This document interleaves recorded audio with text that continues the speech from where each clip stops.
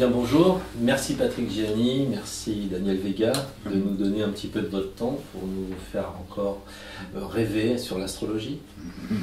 Merci Pierre. Bonjour. Merci Pierre. Bien, je voudrais avant tout vous parler des horoscopes.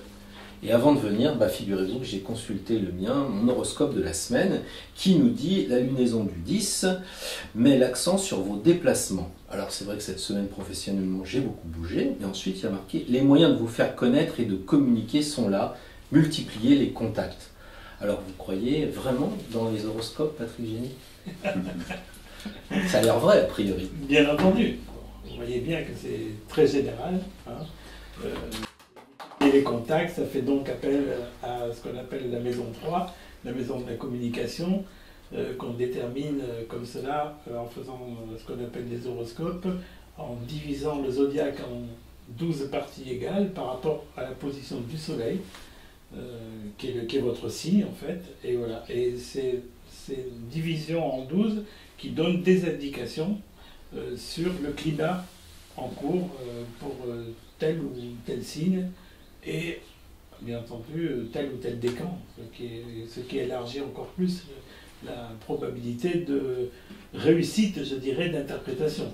Oui, la précision d'interprétation, au lieu d'avoir une précision de plus ou moins 15 degrés si on fait pour chaque signe, eh bien on va l'avoir si on fait pour chaque décan, plus ou moins 5 degrés. Donc ce qui permet d'avoir des prévisions un petit peu plus précises, notamment si on s'appuie sur les cycles planétaires, à la fois des planètes rapides, donc ça c'est celles qui bougent très rapidement, environ 1 degré par jour, et les planètes lentes comme Jupiter, Saturne, qui vont rester un certain temps et qui elles vont donner un climat astral généralement qui est assez perceptible et qu'on retrouve dans les horoscopes, donc s'ils sont faits à partir de la technique des transits planétaires.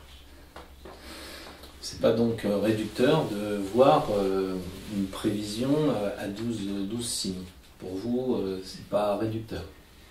D'une certaine manière, ça l'est, dans le sens c'est un résumé, c'est une approximation. Donc on va dire c'est un petit peu de l'astrologie entre guillemets touristique, qui permet d'avoir une information sur le soleil. Alors ce qu'il faut bien relativiser, quand on fait de l'astrologie approfondie, scientifique, on va travailler sur tout le thème astral, avec les 10 planètes, l'ascendant, les maisons. Là, on a un canevas très précis, très personnel. Alors que pour un horoscope, on n'a que le soleil. Mais rien qu'avec le soleil, on arrive quand même à avoir quelques idées. Donc, moi, je serais plutôt tenté d'y croire à l'horoscope, mais avec une réserve, entre guillemets, scientifique. On peut dire. Oui, bien entendu. Il est vrai que 12 signes, on va faire globalement, on va dire, ce qui signifie ce texte, par exemple, que vous venez de lire, se rapporterait à une personne sur 12 dans le monde. Donc c'est évidemment très réducteur. Maintenant, si on le multiplie par 3 décans, voilà, les décans sont très importants parce que le début d'un signe ne va pas avoir les mêmes résonances vibratoires avec les planètes, je dirais, que la fin du signe, du même signe, qui lui sera régi par d'autres planètes. C'est en cela qu'on peut vraiment différencier, on peut dire qu'il y a 3 fois 12. Ça multiplie déjà. Maintenant, je crois beaucoup à la sagacité des Français, et même de tous les lecteurs d'horoscopes, puisque une étude a été menée avec des statistiques très fiables selon lesquelles entre 67 et 70% de personnes interrogées connaissent leur ascendant. Ça signifie vraiment que si elles sont intéressées, forcément. Donc on leur conseille toujours de lire à la fois leur signe solaire par décan et puis le signe de leur ascendant. Ça multiplie encore, vous voyez, les chances de ne pas se tromper. Non, parce qu'on ne va pas se tromper forcément. Ces textes sont écrits de façon à ce qu'ils soient très globaux, généraux, mais là, on a un petit peu plus de précision tout de même. On affine. Voilà, on affine. Et si on a la chance de s'intéresser à l'astrologie, comme les étudiants par exemple, ou certaines personnes sont tout simplement intéressées par l'astrologie, qui connaissent la position de leur lune, qui est très importante dans un thème, presque quelquefois autant que le soleil, eh bien là on affine encore davantage. souvent, on recherche derrière l'horoscope une sorte d'absolu, en se disant que c'est de l'astrologie, c'est très scientifique. Et je pense que cette question-là n'est pas une vraie question. C'est-à-dire que l'horoscope, ça reste quelque part un divertissement, une approche générale, mais qu'il ne faut pas y chercher une prévision absolue, surtout que bon, ça va concerner soit 12 signes ou 36 décans, donc ça reste quand même très général. Voilà, techniquement parlant, par contre, tout à l'heure je parlais des aspects des planètes lentes, par exemple une conjonction de Saturne, vous pouvez faire un horoscope pour, mettons, donc en ce moment c'est le 2e décan Scorpion, ils ont tous Saturne à côté du Soleil. Donc là, on ne va pas trop se tromper en matière de prévision, parce que Saturne, quand il est là en transit, il refroidit, il force à la concentration, donc tout ce qu'on va pouvoir écrire dans un horoscope, la personne va s'y retrouver, mais elle ne va pas s'y retrouver personnellement, parce qu'on ne va pas lui donner des détails sur sa vie. Par exemple, si quelqu'un a un Soleil en 5, peut-être que la conjonction à Saturne va concerner plus les enfants ou le domaine créatif, alors que pour d'autres qui ont notre ascendant, ça va se retrouver, mettons, en maison 10, et ça va concerner la carrière, l'avenir professionnel. Alors à quoi ça sert? Parce que on est un petit peu partagé, c'est quand même plutôt précis si on utilise les décans, mais en même temps, on a l'impression que c'est pas tout à fait utilisable, j'allais dire, au quotidien. Ou alors là, par exemple, pour moi aujourd'hui, on me dit, bah écoutez, c'est le moment ou jamais pour être un écrivain ou être un commerçant. Alors est-ce que je vais vous quitter, écrire tout de suite mon livre, faire un best-seller? Est-ce que ça va marcher? En fait, à quoi ça sert vraiment l'horoscope? Est-ce que je peux l'utiliser concrètement? Là, je suis commerçant, on me dit, allez-y, faites des affaires. Oui, je me lance? Parce que justement, vous n'êtes pas commerçant, mais si vous l'étiez, vous pourriez en faire. Vous voyez? Voilà, bon, c'est là où il faut réajuster, bien entendu selon la personne. Je crois que réducteur, oui, c'est vrai. Maintenant, il faut le prendre tel que c'est, c'est-à-dire un outil de connaissance de soi, tout simplement, au jour le jour, ou à la semaine, comme on veut, hein, une interrogation sur soi-même. On lit son horoscope, la plupart des gens le lisent, pourquoi? Pour satisfaire leur ego, avant tout. Hein, dire, tiens, on parle de moi.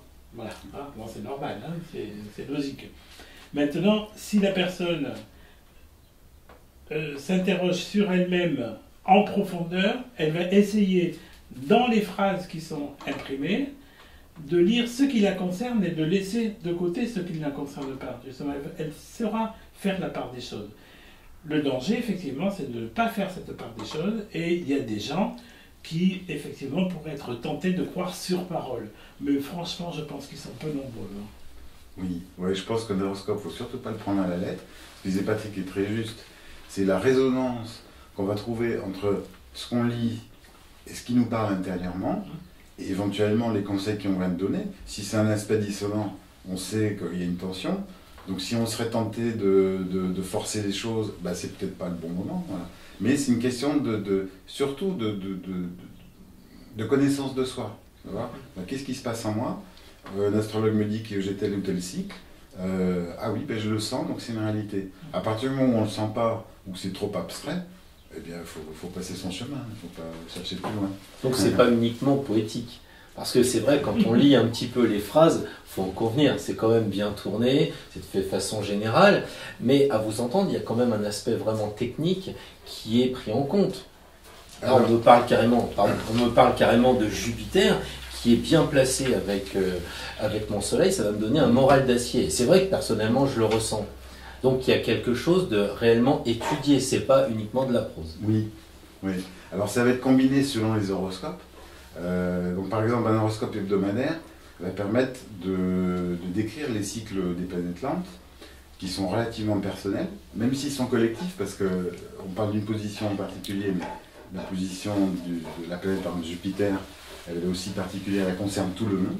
L'horoscope du mois, qui est vraiment très, très général, on peut dire. Ouais. C'est le plus aléatoire. Hein. Oui, mais qui la peut plupart être aussi...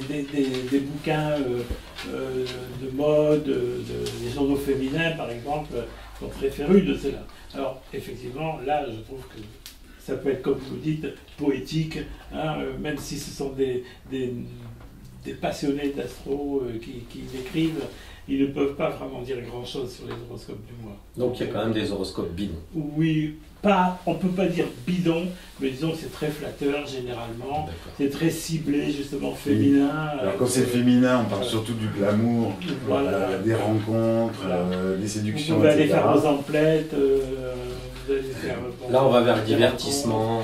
Oui, voilà, c'est ça ça. moins sérieux. Mais la différence entre ces horoscopes, on dirait grand public, et ceux qui sont faits par des vrais astrologues, justement, c'est cette différence-là. C'est que nous, on se base, particulièrement ce que l'on a fait, Daniel et moi, pour le site Astro et AstroQuick, c'est des horoscopes qui se basent sur des faits réels, des positions astronomiques précises, vérifiables, qui concernent vraiment chaque décan en particulier, avec les mots-clés qui correspondent analogiquement à chaque planète par rapport au soleil de naissance. Voilà.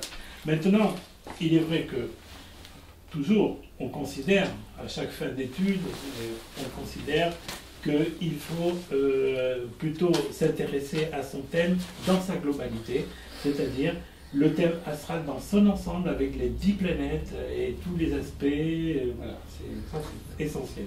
Je vais être obligé de vous laisser pour consulter mon horoscope de demain, il faut que je prévoie. Merci beaucoup Patrick, merci Daniel.